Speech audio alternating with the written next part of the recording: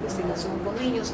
Un compañero, Jairo Córdoba, me contó todo eso, otro compañero, Ildefonso Guerrero, también, pero dije, no, este es el camino.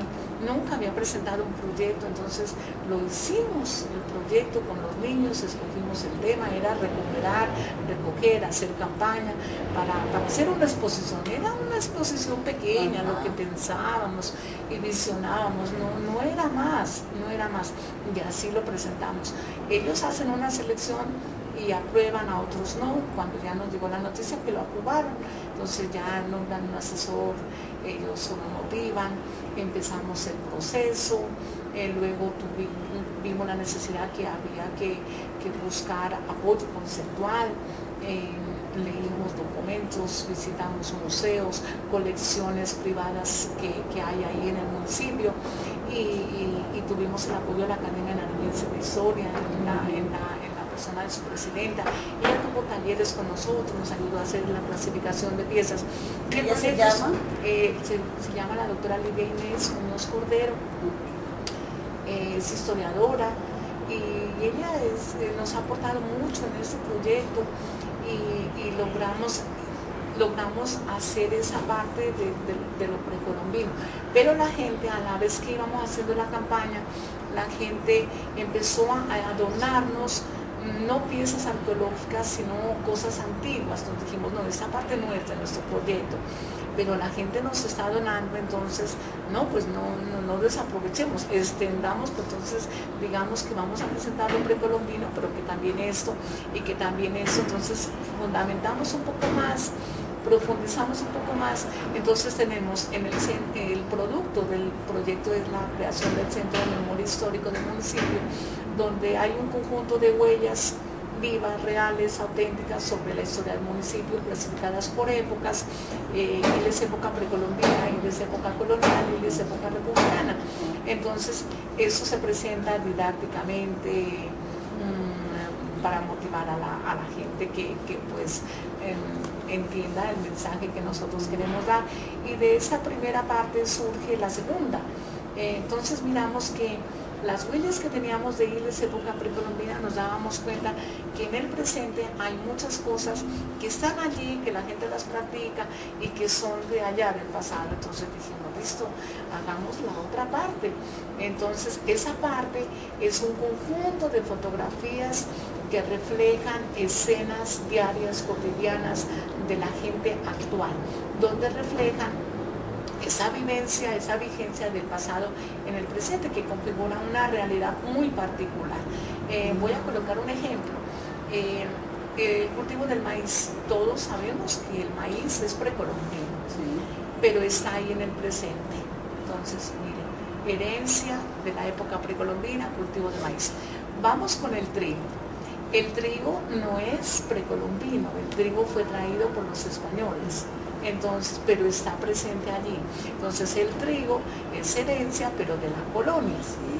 Y en el presente, pues no, en el caso de la agricultura nosotros encontramos que no ha habido como productos nuevos. O sea, todo eso que hay viene de la época o precolombina o colonial. Lo que ha habido es un mejoramiento de semillas, no ha habido más. Este cartel se llama Yuyachicuy, de las huellas del pasado en el presente de Iles, y Yuyachicuy es un término que lo maneja mucho la Academia de Historia, y es de origen incaico y significa mover la memoria de un pueblo. Entonces, tú miras el cartel, estás moviendo. ¿Se llama cómo? Yuyachicuy, de las huellas del pasado en el presente de Iles. Entonces, es un cartel en plotes de 3 metros por 2, hay unas 340 fotografías. Es muy lindo mirar a la gente que llega y ya empiezan a ver al compadre, la comadre, el vecino. Entonces, si nosotros dejamos que la gente solamente mire eso, el tema se pierde, la esencia se pierde. Nosotros estamos ahí presentes para orientar. Mire, este cartel significa esto, los cuadros de amarillo significa que son cosas que hay hoy, pero son herencia de la época precolombina. Los de verde son herencia de la época colonial, y los azules son de la época republicana. O sea, es muy didáctico, es muy didáctico. y está por aspectos, entonces producción agrícola, producción pecuaria, costumbres, instrumentos de trabajo. Hay una parte muy linda que son lo de voces y hablas que se practican en el municipio de Iles, es una delicia, voces y hablas. Entonces encontramos nosotros de la época indígena de Iles, entonces términos de la lengua pastos, porque los pastos fueron los nativos que vivieron allí, es muy poco lo que hay, pero allí llegaron los incas, entonces los incas impusieron, o de producto del proceso de aculturación, viene la lengua quechua, introducida allí al diario vivir de la comunidad de los pastos. Y eso está presente hoy en el municipio de Iles. Hay un resto de términos incaicos, de términos quechuas que están allí. Entonces, mira, de la época precolombina tenemos esos términos de la lengua quechua, taita, chopa, guagua, achichucas, achichar, chicha, todo eso. Y fíjate que de la colonia pues tenemos la lengua castellana, de otras épocas tenemos lo del latín.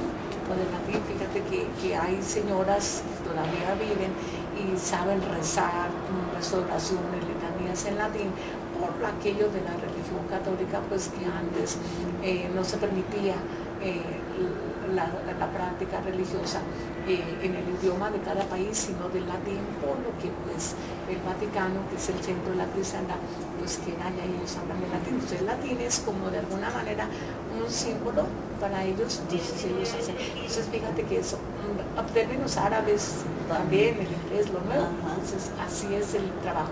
Y luego de eso viene la otra fase, que es el archivo fotográfico, conseguir fotografías antiguas, ubicar a la fotografía como una fuente primaria, como un documento histórico que también habla de la historia de la música. Bueno, hay que ir a conocer ese sitio. Claro, nada especial. Gracias, Alicia. Hace un rato usted nos decía que usted es muy estricta y aclaraba que era porque cree que los niños tienen que aprender lo que tienen que aprender, algo así decía. Sí, claro. ¿Qué es lo que los niños tienen que aprender y por qué lo aprenden con usted? ¿Qué es lo que tienen que aprender? Pues mira, pues en su área. Claro, de mi área, ¿no? Nosotros tenemos obviamente los estándares del ministerio, entonces tenemos que seguir esos parámetros, pero obviamente esos estándares del ministerio toca de alguna manera hacerlos descansar en la realidad y en el entorno, porque si no, pues es algo que no tiene sentido. Entonces es eso, hacer que los estudiantes aprendan eso, que lo puedan explicar con sus propias palabras, que lo puedan aplicar a su vida diaria. Cualquiera dirá, pero esos conocimientos a uno para qué les sirven. Yo me hacía esa reflexión antes, o sea, ¿qué saco yo con enseñar esto a los niños? No, luego me di cuenta que interpretar la realidad presente de nuestro país, de nuestro municipio, del departamento, implica tener todo un conocimiento del proceso de desarrollo social del país, del departamento, del municipio, para poder entender el presente, porque no es mentira, es totalmente cierto de que un pueblo que no conoce su historia es como un pueblo muerto, que no tiene memoria social. Entonces es como estar perdido, como no saber de dónde venimos, cómo somos y para dónde vamos. Entonces no, pues eso no tiene lógica. Entonces, te voy a hacer una pregunta, pero cuando los muchachos salen, ya cuando tú les dices adiós y se fueron, sí. Se van, ¿qué llevan en su maleta de conocimientos? Así muy concreto. Llevan en sus conocimientos, creo yo, una disciplina de trabajo. Yo les inculco el amor por la nación, el amor por el país, querer nuestro país. Y yo les digo a ellos, tener una visión crítica frente a lo que pasa.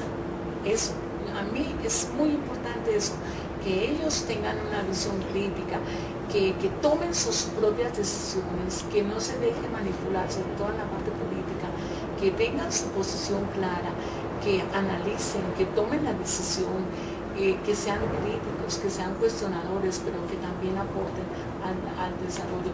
Les inculco mucho que estudien, que se ilustren.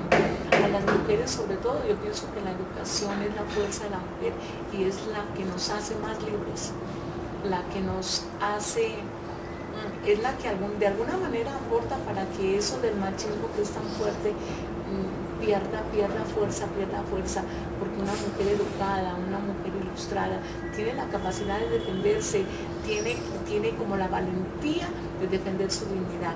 Entonces les enseño mucho eso, de que hagan defensa de sus derechos, que estudien, que se ilustren, pero que nunca se olviden ni de su pueblo ni de sus maestros, porque regañones o no, estrictos o no, todos los maestros tenemos esa ilusión de dar lo mejor para nuestros niños, que a veces ellos no nos entienden por el momento, por la época, pero otros sí. Entonces ellos dicen, listo, me exigió, aprendí.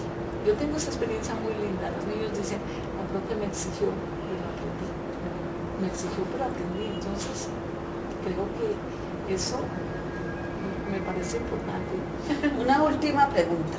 ¿Ser gran maestra para qué? Ser gran maestra para qué. Ser gran maestra para qué. Para mostrarle al país a algunos compañeros que de pronto no tienen esta visión de que cada día podemos ser mejores.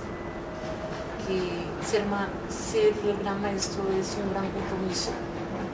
Ser gran maestro es caminar con los niños, como dije, es verlos crecer, sentirse orgulloso de la profesión, mucho compromiso con la comunidad, con el avance de los niños. Creo que es demostrar que hacemos patria. ¿Y qué quisieras decirle a tus colegas, aprovechando que de pronto te van a oír a través de la versión virtual de Palabra Maestra?